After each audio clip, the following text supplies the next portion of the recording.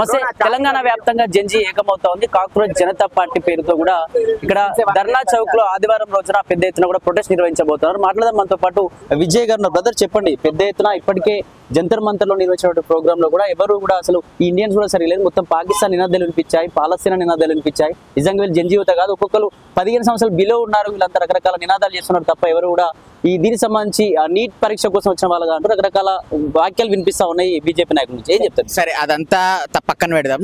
First of all paper leak అయిందా లేదా? అయింది. 24 లక్షల మంది మళ్ళీ ఎగ్జామ్ రాయాలా లేదా?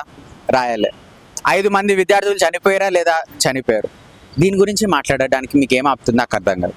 మీ సొంత మినిస్టర్ తప్పు చేశాడు, 1 కాదు 2 కాదు 3-4 సార్లు చేసినాడు. సిబిఎస్ఈలో కూడా తప్పు జరిగింది.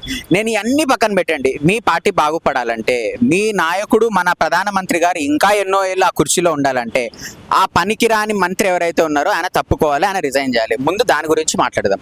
రెండో విషయం, మీరు చెప్పింది జంతర్ మంతర్లో జరిగిందంటే తప్పుడు వాదన. అట్లాంటివి ఏమీ జరగలే. అక్కడ ఓన్లీ ఇండియన్ తిరంగా రెపరెపలాడింది, ఇంకా ఏ ఫ్లాగ్ రెపరెపరాడలే. అక్కడ ఓన్లీ ఇండియన్ తిరంగా, ఒక గులాబీ పువ్వు తీసుకొని పోయినాం, పోలీసులతో సహకరించినాం, అక్కడ ఒక కాన్స్టిట్యూషన్ పట్టుకొని పోయినాం. మాకు న్యాయం జరగాలి, నీట్ విద్యార్థులకి న్యాయం జరగాలి, ఆయన రిజైన్ చేయాలని అన్నాం. దాని తర్వాత పుణెలో జరిగింది. నిన్న ఏమైంది? ఏం కాలే కదా అట్లాంటివి. వీళ్ళు కావాలని ఇన్ఫిల్ట్రేటర్లను పెడుతున్నారు. వీళ్ళు నిన్న ట్విట్టర్లో కూడా లీక్ అయింది ఆ విషయం.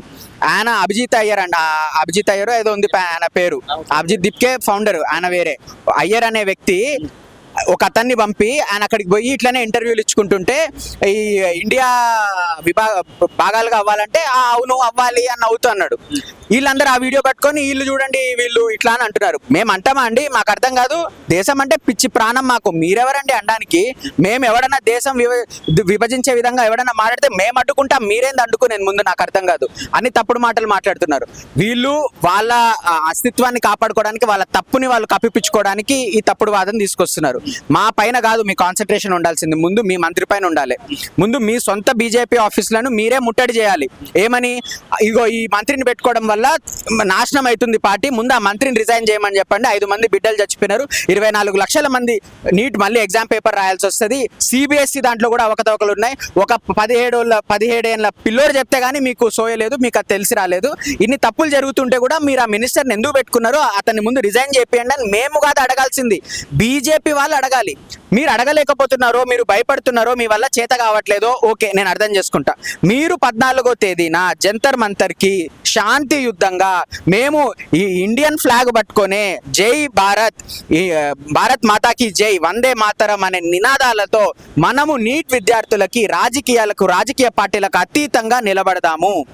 ఎడ్యుకేషన్ మినిస్టర్ రిజైన్ చేయాలి ముందు, దాని తర్వాత ఎటువంటి రిఫార్మ్స్ రావాలనేది మాట్లాడదాం. అకౌంటబిలిటీ అనేది మోస్ట్ ఇంపార్టెంట్. కొందరు బీజేపీ నాయకులు మాట్లాడేటువంటి అంశం ఏంటంటే, ఎడ్యుకేషన్ మినిస్టర్ తప్పేం చేశారు, నీట్ సమస్య యజమాని తప్పేసి అతను ఎందుకు రాజీనామా చేయాలని చెప్పేసి కొందరు బీజేపీ నాయకులు మాట్లాడతారు.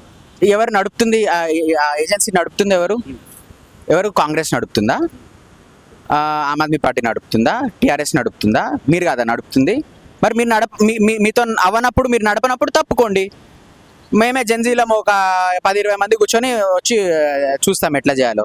అరే, మీకు ఆ బాధ్యత ఇచ్చారు కదా, మీకు చాలా ఎక్స్పీరియన్స్ ఉంది, మీరు దేశం పట్ల పనిచేస్తున్నారు అని మీరు వాగ్దానాలు ఇచ్చి మీరు ఎలక్షన్లో నిలబడితే, మీరు మా బాగోగులు చూడండి అని మీకు ఓటేసినారు, మాకేయలే కదా.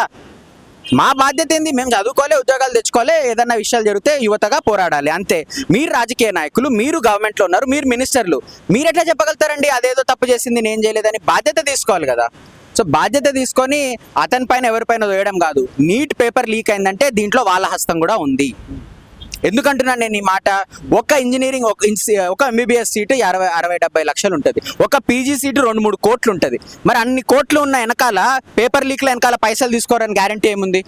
148 కేసులు జరిగిన ఇట్లా పేపర్ లీక్లు, ఓఎంఆర్లు, వివిధవి మాస్ చీటింగ్లు, ఇవన్నీ జరిగినప్పుడు వాళ్ళపైన ఎంతమంది దొంగలు నిరూపించబడ్డారంటే ఒక్కరే.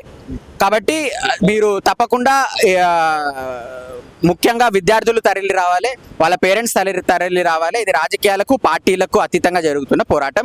June 14 ధర్నా చౌక్, సోనం వాంగ్చుక్ గారు వస్తున్నారు, తప్పకుండా తరలి రండి. అక్కడ మేము పెద్ద టెంట్లు వేసి పెద్ద అరేంజ్మెంట్లు ఏం చేయలేము, మా దగ్గర అన్ని పైసలు లేవు. మనం వీలైనంత అందరం క్యాప్ వేసుకొని రండి, ఒక వాటర్ బాటిల్ తెచ్చుకోండి, ఇండియన్ ఫ్లాగ్ తీసుకొని రండి, కాన్స్టిట్యూషన్ బుక్ తీసుకొని రండి. ఎంతమంది వస్తారో మాకు తెలియదు, అంతా మీ చేతుల్లో ఉంది. తెలంగాణ అనేది ఒక పోరాట స్ఫూర్తితో పుట్టిన గడ్డ, కాబట్టి మళ్ళీ ఆ పోరాటం తిరిగి రావాలి అంటే మీరందరూ ముందుకు రావాలి. జై హింద్.